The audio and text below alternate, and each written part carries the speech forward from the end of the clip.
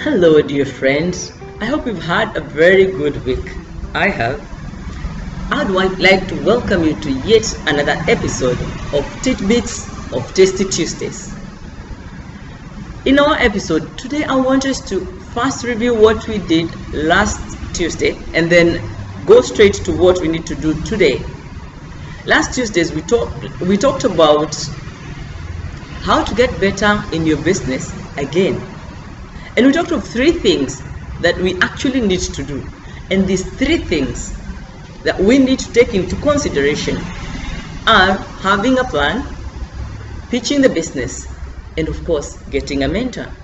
And I remember emphasizing that I would have to come back to this topic and actually address each one of the areas: the making of a plan, the pitching of a business, and of course, getting our mentor. I'd want us to focus on making the plan. Now, we're about to start writing another business plan because I know that there are several websites. If you actually go to Google, there are several websites that will actually give you a good template on a business plan. I don't want us to go that way because that template is already there. But I want to help you to actually fill in that template without first looking into the template. Let us think of what we want to put in this plan. What do we want to consider in the plan? What do we want to put in our business plan? There are several questions, and actually I want us to only look at 5 questions that we could ask ourselves so as to be able to fill in the plan, so as to be able to create this plan that we have to write down before we go into a business or before we make our business better again. Now, the first question that I want us to ask ourselves is, what needs to be done? And I know it sounds like I've started at the middle. There's a reason for that. Is that because from the time you started thinking about your business, it has been a process. And some of us take time to actually write the business plan. We find ourselves already engaged in the business before we can actually write the plan. So the first question is, what needs to be done? What exactly needs to be done in this business? I could answer this question. Suppose living in Mombasa, the first kind of business I'm thinking about is someone who owns a cottage.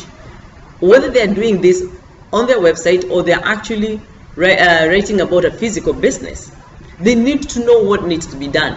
And the first thing that would come to my mind would be that now we're trying to describe this business.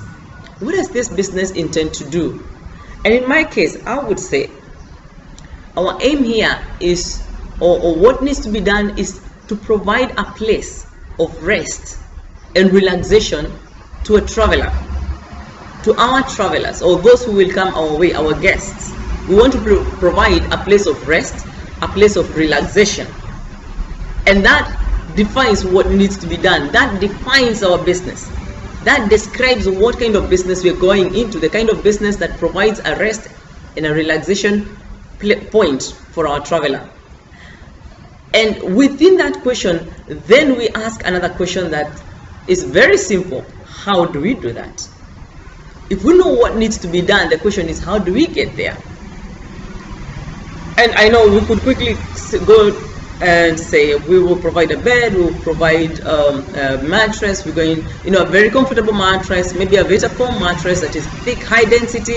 We're going to provide sleepers, we're going to provide a swimming pool. Now, in this area, we only need to focus on 3 to 4 points. The priorities. Why am I insisting on 3 to 4 points? Put yourself as a traveler and you're looking at someone's website that is talking about the rest and relaxation. What would you want to see? Would it be food? Would it be a swimming point? Would it be the bed? Because these are the things that we want to be able to outline. How we are going to deliver that which we want to deliver, or that which needs to be done. So that's the first question. What needs to be done and how? Now this needs to be stated in only 3 to 4 points. The how cannot go beyond that. If you find yourself with 20 points, my friend, you're going too far. And chances are that will be overwhelming and you will not be able to achieve it. There's that which is primary, and that's what you need to focus on. Now, the second question we ask ourselves is, who needs to do the work? And let's go back to our cottage business. Who needs to do the work? Who needs to provide the relaxation and the rest functions for our cottage? Who needs to create this? One, definitely we are looking at the personnel, the people involved. We're looking at the people who will manage the business. But at the same time, I also need you to think of the people who will help you get there. For example, the accountant. You're going to need someone to look into your book of accounts, or at least to advise you. You need an advisor. You might need a partner, because financially you need to be able to have enough financial muscle to get your cottage going. So who needs to do this? You need to state everybody who is going to be involved in making your cottage business successful. Now, if you are doing it from a website perspective, I would imagine that you'll probably have to involve a photographer. If you're just simply advertising your cottage, you would need to talk about a developer who would help you develop the website, because the people who are doing the cottage business without literally owning a business. We have a friend who I name as Utalii Digital. You can actually Google that. There's a guy who actually runs a business online by simply directing the travelers where they can go. And that's also a business, but he needs to also identify who needs to do the work. Then the third question is, when does it need to be done? The who is going to do the business, or who is going to do the work, needs to have a timeline. When do they need to come in? At what point do I contact my accountant? At what point do I need to contact my advisor or my mentor? At what point do I need to engage the management? Because if we don't place time, then it means that we are just giving ourselves a free moment without really organizing when and how long these people need to be within this period. At what time does the accountant need to be informed of maybe an incoming traveler?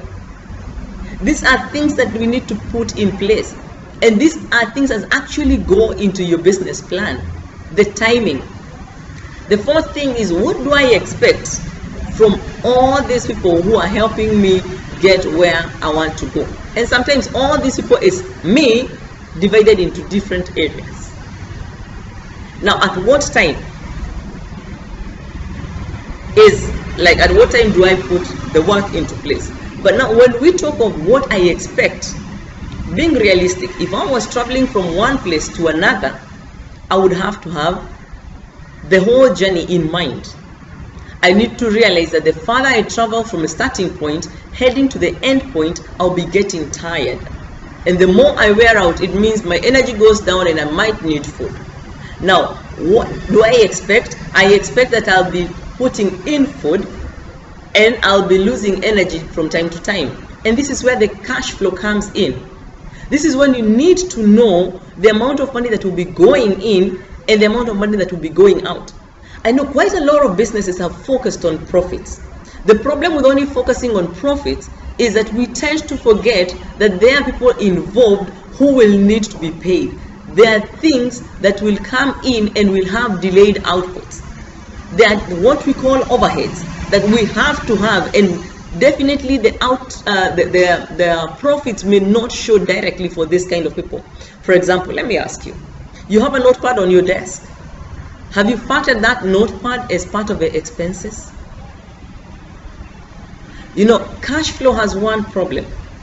Mostly in school, it's not taught directly. But it is important that if you're going to have one book of accounts, let it reflect, let it focus on cash flow. Let it show you how the money is coming in and how money is getting out. And while you're at that point, ask yourself, what are the terms that I'll give for payments? Why? I may spend a whole lot of money on buying specific things that are needed for my business, yet for me to be able to recover, it will take time. Or I might be dealing with a client who will not be able to pay immediately. The terms of payment have to be determined in the cash flow. Do not just put your focus on profits. It's important to think of profits, yes, but think about the cash flow.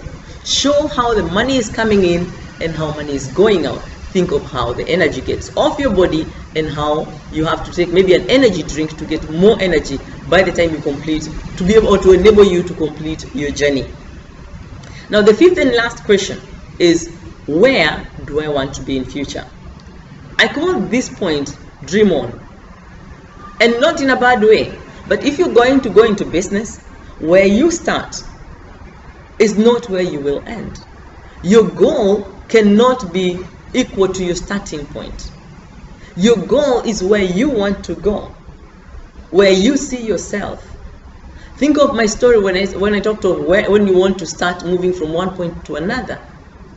When you focus on where you want to go, the goal, you need to think of that every step of your journey, you're going to meet different things that will help, that will force you change the way you think or change the way you look at things. So the question is, do you intend to start the same way and end the same way?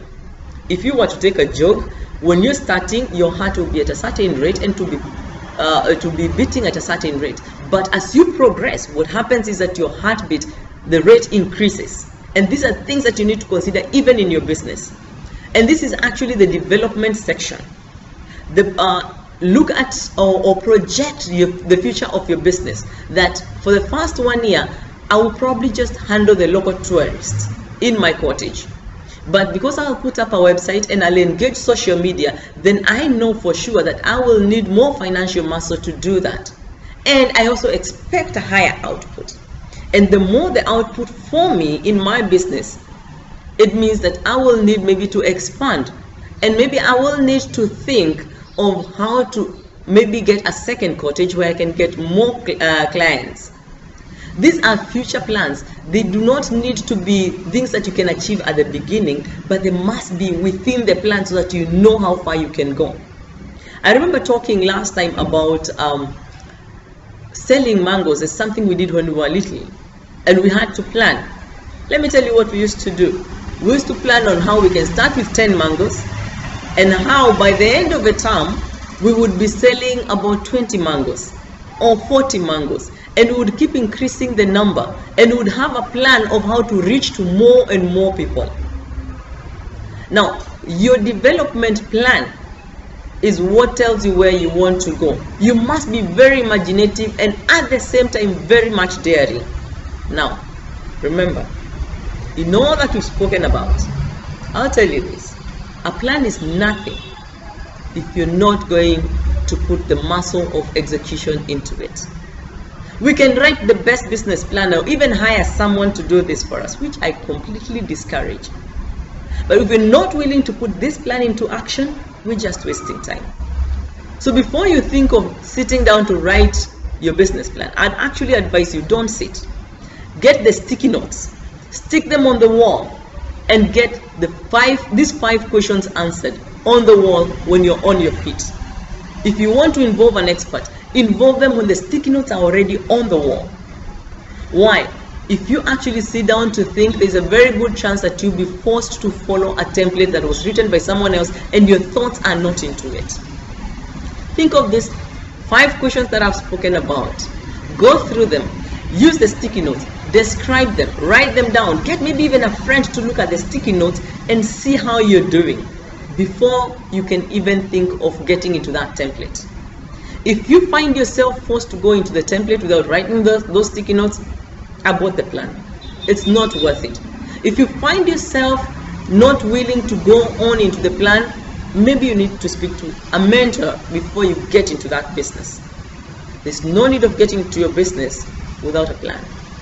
And I hope we'll get to hear more from you as you write your business plan. I really hope that as you start your business, you will put your plan into place. You will actually focus on the 5 questions, and that you will actually leave a comment right down here so that you can be able to elaborate before you go engaging yourself into the business. Thank you very much. I hope I'll see you sometime soon, and I hope next Tuesday as we look at the next part, which is pitching your business. For now, it's bye. Hope to see you in the next episode of Tidbits of Tasty Tuesdays.